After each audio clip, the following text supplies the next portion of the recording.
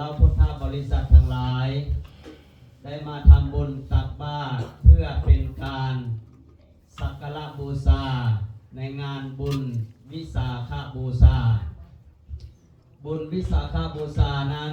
ถือว่าเป็นบุญหนึ่งที่สำคัญที่สุดสำหรับชาวพุทธของเฮา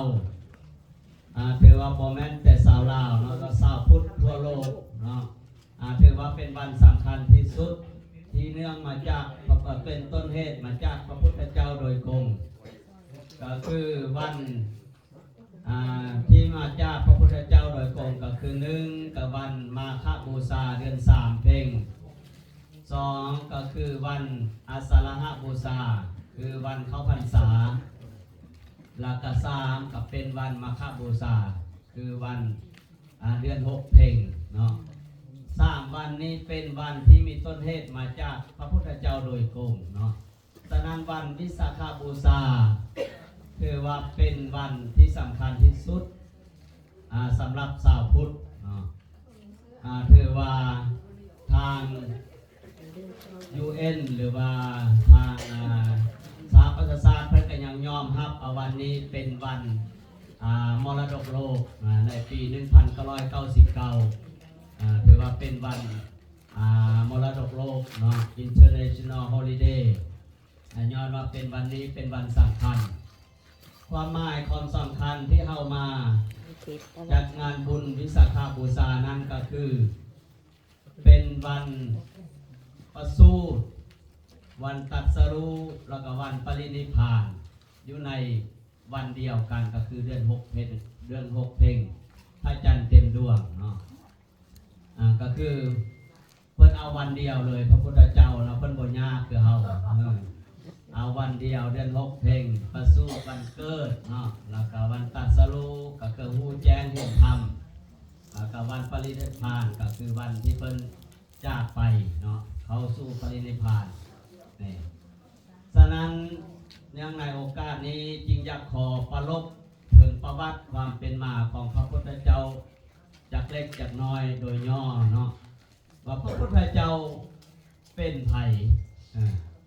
พระพุทธเจ้าบ่ได้เป็นกอดบ่ได้เป็นเทวดาบ่ได้เป็นพระเจ้าเนาะเพิ่นเป็นคนสามัญธรรมดาก็ถือว่าพระพุทธเจ้าชื่อทำอิฐก็เอิ้นว่าสิทธัตถะเป็นผู้สมประสงค์ทุกอย่างความหมายของสิทธัตถะซึ่งเป็นลูกหรือว่าเป็นบุตรของพระเจ้าสุโธทนะลักายะนาพนางสิริมหามายาผู้เป็นแม่ที่อยู่ที่กรุงกบิลพัสดุเนาะอยู่ในกรุงกบิลพัสดุถือว่าเป็นเจ้าชายถือว่าเนาะเป็นเจ้าชายสิทธัตถะคือทบิดเนาะเจ้าชายสิทธัตถะอันที่ว่ามาเนาะก็ถือว่าเพิ่นเกิดมาเพียงแค่7 วันผู้เป็นแม่หรือว่าผู้เป็นมารดาชื่อว่าสิริมหามายาเพิ่นก็ได้สิ้นพระชนม์เนาะถือว่าแม่เพิ่นก็ได้เสียตั้งแต่น้อยตัวเพิ่นยังบ่ทันรู้ความสำเนาะกันว่า7 วันแม่เพิ่นได้จากไปหลังจากนั้นเพิ่นจึงได้ถืออุปถัมภ์หรือว่าเป็นน้องสาวเอิ้นว่ามหาประสาบดีผู้เป็นน้องของแม่นั้นได้มาอุปถัมภ์เอาเป็นลูกเนาะเป็นลูกเลี้ยงถือว่าแล้วก็เป็นผู้เทคแคร์เป็นแม่ผู้ที่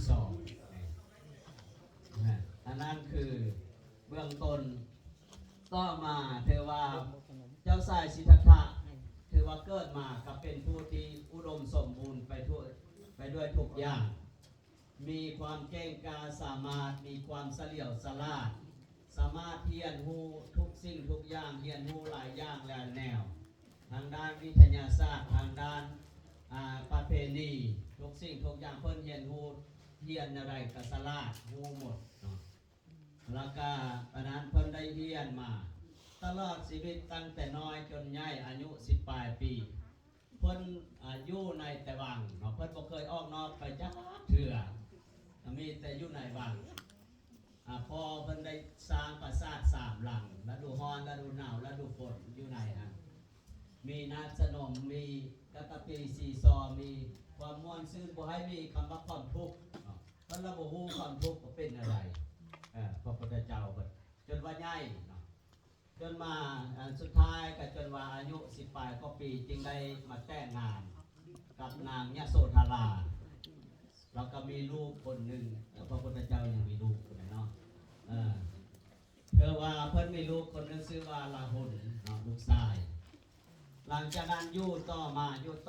เพิ่นจึงว่าอยู่แต่ใดวังตลอดมาจนอายุ10ปลาย20ปลายปี20ปลายปีบ่เคยรู้ว่าทางโลกทางนอกนี่มันเป็นอะไรสังคมทางนอกเป็นอะไรบ่ฮู้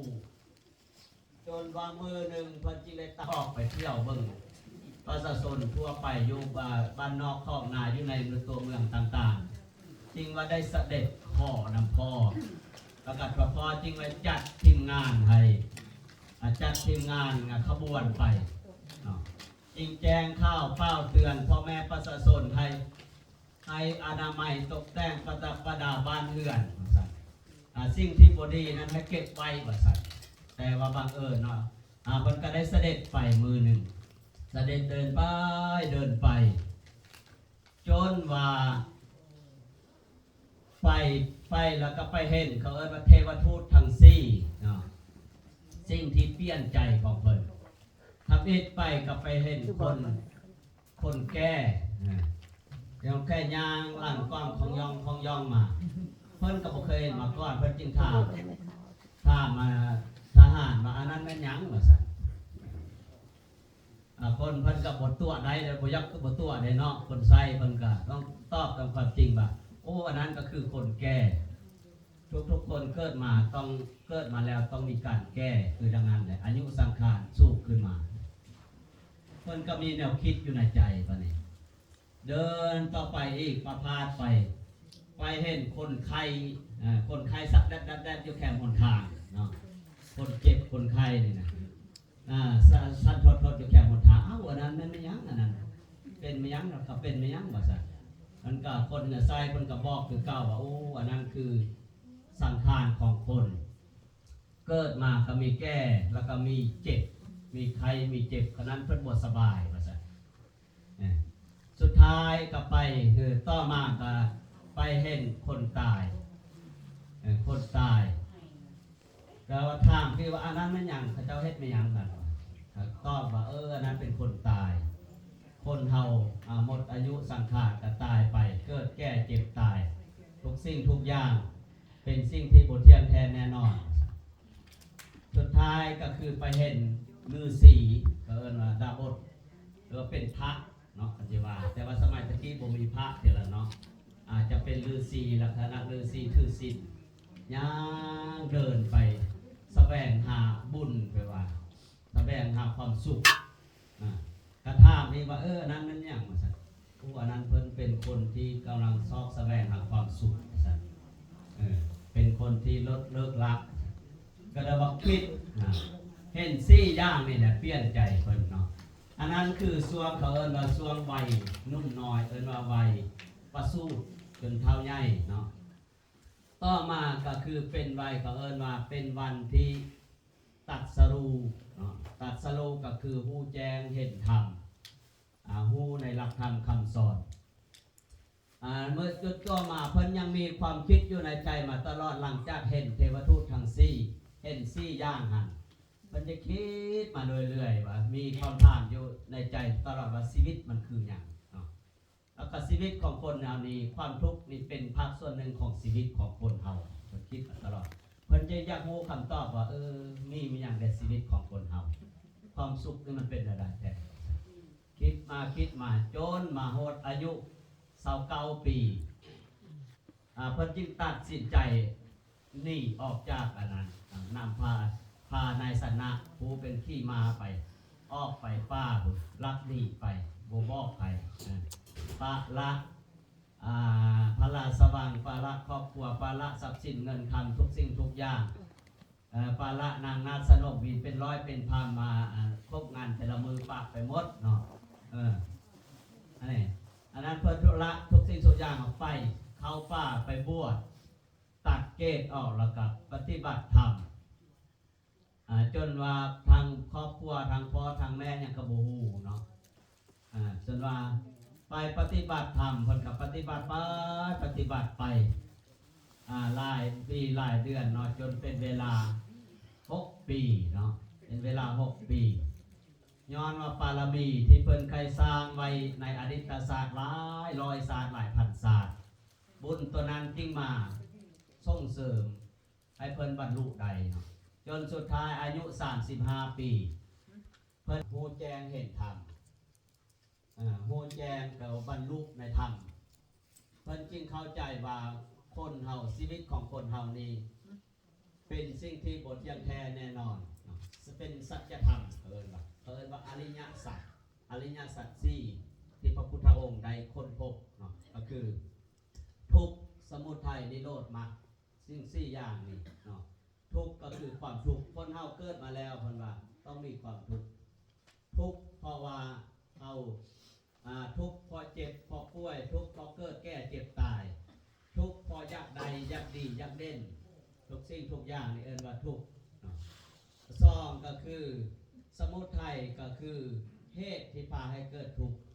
เหตุที่พาให้เกิดทุกข์นั้นมีอย่างก็คือมีตัณหาเนาะเพราะพวกคนเฮานี่ทุกข์ย้อนว่าตัณหาเนาะอยากใดอยากดีอยากเด่นได้ก็ได้ก็บ่พอนี่อันนี้เรียกว่าทุกข์เนาะถ้าปล่อยวางนี่ก็เพิ่นก็จะว่าละทุกข์ใดเนาะเพิ่นว่ายกหลายจึงหนักหลายเพิ่นว่ายกน้อยจึงหนักน้อยปล่อยวางบ่หนักนี่คำสอนเพิ่นเว้าไว้เนาะฉะนั้นเพิ่นจึงว่าสาเหตุที่พาให้ทุกข์ก็คือตัณหาคือความโลภความโกรธความหลงความอยากของเฮานี่ซึ่งว่าเฮ็ดให้ทุกข์ว่าซั่นนี่ต่อมาก็คือนิโรธเนาะนิโรธก็คือเส้นทางที่ไปสู่ความทุกข์แล้วก็มรรคก็คือหนทางที่ปฏิบัติไปสู่ความทุกข์อันนั้นคือพระพุทธเจ้าเพิ่นได้ค้นพบเนาะก็คืออริยสัจ4อย่างหลังจากนั้นเมื่อเพิ่นตรัสรู้แล้วเพิ่นก็ได้เริ่มต้นทับอิฐเพิ่นจิว่าบ่ได้สอนคนเลยเนาะเพิ่นว่าเอาผู้เดียวว่าซั่นเพิ่นได้บรรลุธรรมเพราะว่าการที่จะมาสอนคนนี่มันเป็นสิ่งที่ยากที่สุดว่าซั่นเพิ่นรู้ว่าเนาะเพราะว่าคนเฮานี่เปรียบเหมือนดังดอกบัวหูน้อยก็มีหูหลายก็มีสลาดน้อยก็มีสลาดหลายก็มีหลายก็บ่แพงบ่เข้าใจบางคนเว้าคำเดียวก็เข้าใจมันจะเปรียบฟังดอกบัว4เหล่าเนาะฉะนั้นเพิ่นว่าโอ้บ่สอนแหละสอนคนนี่ยากเนาะแล้วก็ทำนั้นมันก็ยากว่าซั่นจนว่าเทวดามาราธนาพุ่นเนาะผมมาจะโลกาที่เฮาว่ามาอย่างนี้เนาะเพิ่นว่ามาราธนาให้พระพุทธเจ้านี่ไปเทศไปสั่งสอนคนเนาะเอาความรู้ที่ตนเองได้บรรลุมาไปสอนคนสุดท้ายเพิ่นก็ตัดสินใจสั่งสอนเทศนาสั่งสอนหลักธรรมคำสอน 84,000 พระธรรมขันธ์นี้มาสอนทั้งเทวดามนุษย์และสัตว์เดรัจฉานเพิ่นสอนบ่แม่นสอนแต่คนเอาเนาะสั่งสอนจนเป็นเวลา45 ปี45 ปีที่เพิ่นได้เดินทางสั่งสอนเนาะตะกี้ที่บ่มีรถมีลาบ่มีพาหนะไปใส่เพิ่นก็เดินไปจนสอนไปจนสุดท้ายอายุ80 พรรษาจึงได้ปรินิพพานปรินิพพานก็คือตายกันว่าบ้านเฮาเนาะปรินิพพานหมายความว่าไปเลยแบบบ่ได้กลับมาเพิ่นเพราะว่าคนทุกข์เราเนาะไปเลยมีแต่ความสุขไปเลยบ่ได้เวียนว่ายตายเกิดวัฏสงสารนี่อีกอันนั้นคือจุดประสงค์เป้าหมายที่เพิ่นได้ต้องการเนาะก็คืออยากให้เฮานี่พ้นทุกข์ให้เฮาไปสู่นิพพานทุกคนเนาะเฮาจึงว่าปรารถนาจึงนั้นเฮาถวายเครื่องไถ่ญาทานก็ว่าขอให้เพิ่นสุขเพิ่นปรินิพพานแม่นบ่ในอันนั้นคือปรินิพพานเนาะก็คือจบไปเลยพบสุขไปเลยบ่ได้ก็กลับคืนมาเกิดอีกบางคนเอาตัวญาโยมก็ว่าโอ้บ่เอาขน้อยแนวนั้นขน้อยอยากมาเกิดอีกว่าซั่นบางคนแต่ว่าพระพุทธเจ้าคนละเกี่ยวความคิดเนาะเฮาว่าอยากเกิดมาอีกจะมาเสวยความสุขในโลกนี้อีกว่าซั่นถือว่าความแตกต่างกันเนาะอันนั้นคือประวัติความเป็นมาของพระพุทธเจ้าโดยย่อเนาะเว้าหลายก็ยังมีหลายอยู่แต่ว่าก็เวลาเนาะฉะนั้นถือว่ามื้อนี้เฮามาเป็นการสักการะบูชาเนาะเป็นพุทธบูชาธรรมบูชาสังฆบูชาก็คือน้อมบูชา น้อมถวายในงานบุญก็คือวันเกิดวันประสูติวันตรัสรู้แล้วก็วันปรินิพพานอันนั้นคือความหมายความสำคัญของวันวิสาขบูชาเนาะถือว่าความหมายความสำคัญก็คือวันเรามาแสดงความเคารพแล้วก็มาแสดงความกตัญญูในวันอันสำคัญสร้างมันเหตุการณ์นี้เนาะก็คือประสูติตรัสรู้ปรินิพพานฉะนั้นเข้ามาเมื่อนี้เพื่อมาเป็นการสักการะบูชาเนาะการบูชาถึงแม้ว่าเราจะบูชามาเมื่อนี้เราได้นำเอาเข้าปลาอาหารดอกไม้คันธะรสชาติของหอมทุกสิ่งทุกอย่างเอามาบูชาเป็นพุทธบูชาธรรมบูชาสังฆบูชาอันนั้นเอิ้นว่าอมิสบูชาการบูชาด้วยเครื่องอมิตเครื่องไทยทานต่างๆเนาะสองมาก็คือเอาเอิ้นว่าปฏิบัติบูชาเอาได้มาไหว้พระรักษาศีลนั่งสมาธิภาวนาโดยเฉพาะคือคณะแม่ข่าวนี่ทีมงานแม่ข่าวนี่มาไหว้พระเมื่อวานนี้เมื่อคืนนี้เมื่อเช้านี้ไหว้พระรักษาศีลนี่นั่งนอนวัดนอนว่าถือว่าเป็นการปฏิบัติบูชาเนาะเอาทุกคนทุกท่านมาทำบุญมานี้ก็มาเป็นการปฏิบัติบูชาเนาะตั้งจิตมาแต่ไกลตั้งใจบนแต่บานด้วยจิตใจใส่ศรัทธาถ้าบ่มีใจศรัทธานอนอยู่บ้านเซ้ยมันจะดีกว่าเนาะฉะนั้นเชื่อว่าเอาตัวญาติโยมมาทุกคนมามื้อนี้ล้วนแล้วแต่เป็นผู้มีศรัทธาเอาได้มาสักการะบูชาในวันอันสำคัญจะถือว่าเป็นบุญเป็นกุศลเป็นคุณงามความดีว่าเป็นสิ่งที่ดีดังที่อาตมาได้ยกไปเบื้องต้นนั้นว่าปูชาจะปูชานิยานังเอตมังคารมุตตมังการบูชาบุคคลที่ควรบูชาเป็นมงคลอันสูงสุดของชีวิตนี่ฉะนั้นเราได้มาบูชาในมื้อนี้ถือว่าเป็นบุญเป็นกุศลเป็นบารมีอันสำคัญให้แก่เฮาเนาะอันมอนี้ก็ถือว่าสมควรเวลาอันท้ายที่สุดนี้อาตมาภาพจึงขออวยใส่ให้พรแล้วตนญาติโยมทุกท่านทุกคนที่ได้มาทำบุญในวันนี้จงมีแต่ความสุขกายสบายใจหายทุกข์หายโศกหายโรคหายภัยหายเคราะห์หายเกณฑ์หายเวรหายกรรมหายพยาธิโลคาแม้นมาปรารถนาสิ่งหนึ่งประการใดไปในทางที่ชอบประกอบไปด้วยคุณธรรมคืออายุวันนะสุขะภละจงเกิดแก่ออกตนญาติโยมทุกท่านทุกคนเทศนามหานีธรรมาจึงขอยุติลงคงไว้เพียงเท่านี้เอวังก็มีด้วยประกาศนี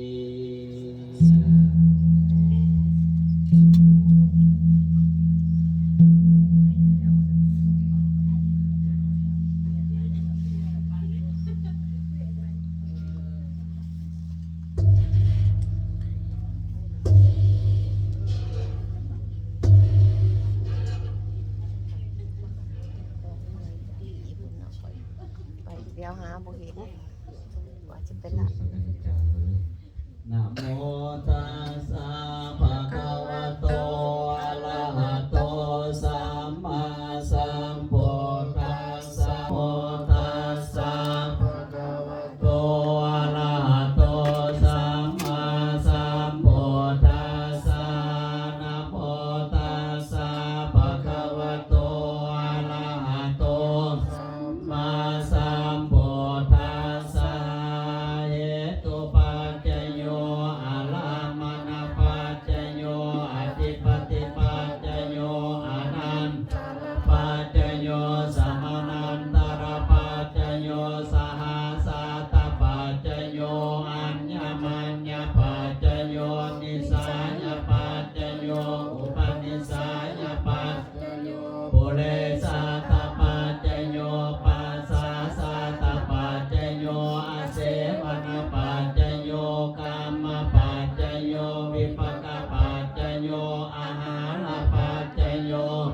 ทะเลญปัจจโยชานะปัจจโยมาคปัจจโยสัมปโยตปัจจโย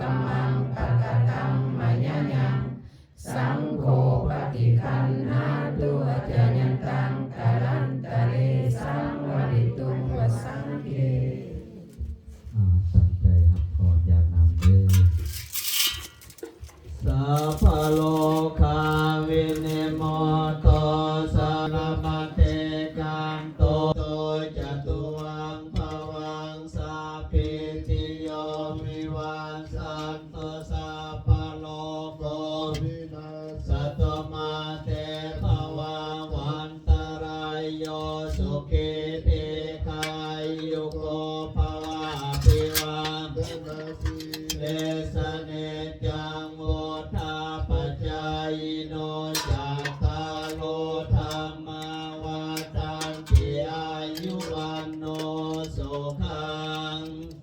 ภาลังอิเมนะปุญญังคัมเมนะอุปัสสยกุโนตลาจาริโยปัตตาลาจามตาปิตายามามาสุเรโยจันติมาลาสากุณาวัตานาราปิจาพมามาลาจาอินทราจาตุโรปัตตาราจาเทวตาสามานุสัจจามาสัตตาเวเลกาปิจาสัพเพสัตตาสุเกหันตุปุญญานิปะกาตานิเนสุขันจติวิตันเตตุเปตาวมตังอิเมนะปุญญังคัมเมนะอิเมนะอุทิเสนะจักิปังโสลาเพเทวตานุปัฏฐานาเสทานังธัมมายาวานิปานาโตมามานาสันตุสัพพะทาเอวายะทัสสะโตภะเวอุสุจิตาสติปัญญาปริยามินามาลาลาปันตุโลกสังฆตุญญาวิเยสุเมพุทธาติปาวโลนะโทธัมโมนะโทวารุตโมนะโทปัจเจกพุทโธนะโทตารโรมามันเตโสตัมมานุภาเวนะมาโลกสังลาปันตุมารุขปัตตาจเนตุขาพยาปัตตาจเนปยาสุขปัตตาโหตุสัพเพปิปานิโนเอตาวาตาจามเมหิสัมปะตังปุญญาสัมปะตังสัพเพเทวาอนุโมทันตุสัพเพสัตตาเวลาหันตุสัพเพสัตตาสาหันตุสัพเพสัตตานิคาหันตุสัพเพสัตตาสุขีอัตานังปะริหารันตุสุขีสุขี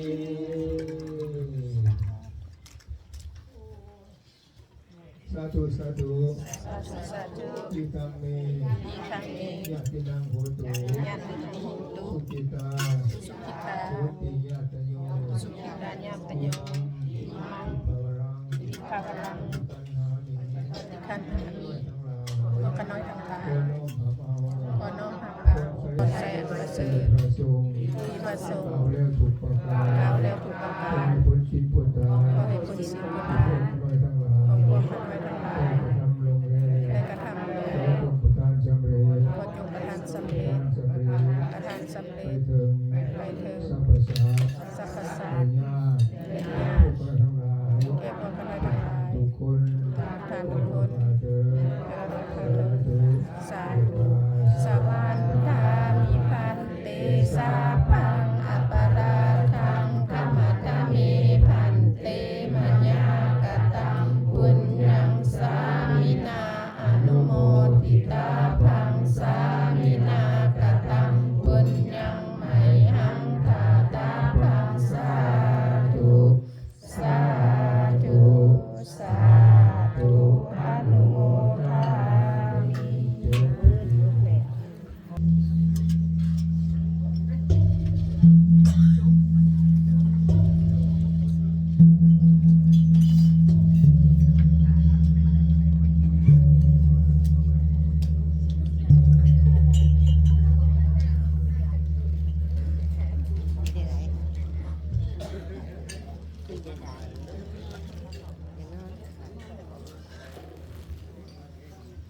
เป็นอันบาจบมื้อนี้